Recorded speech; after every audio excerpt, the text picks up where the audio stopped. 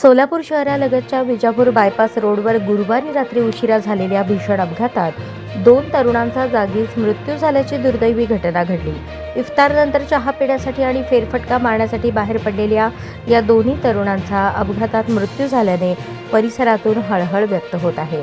मिळालेल्या माहितीनुसार रमजान महिन्यामुळे दोन्ही तरुणांनी सायंकाळी इफ्तार करून घराबाहेर फेरफटका मारण्यासाठी आणि चहा पिण्यासाठी बाहेर पडले। त्यावेळी विजापूर बायपास रोड परिसरावर वाहनांचा भीषण अपघात झाला। अपघाताची तीव्रता इतकी मोठी होती की दोन्ही तरुणांचा घटनास्थळीच मृत्यू झाला। अपघाताची माहिती मिळताच स्थानिकांनी तात्काळ पोलिसांना कळवले। त्यानंतर पोलिसांनी घटनास्थळी धाव घेत परिस्थितीचा आढावा घेतला व पंचनामा केला। पुढील वैद्यकीय तपासणीसाठी दोन्ही मृतदेह सोलापूर येथील शासकीय रुग्णालयात हलवण्यात आले आहेत। दरम्यान ही दुर्दैवी घटना समजताच सिव्हिल हॉस्पिटलमध्ये मृतांच्या नातेवाईकांसह मित्रपरिवार आणि ओळखीच्या व्यक्तींची मोठी गर्दी झाली होती।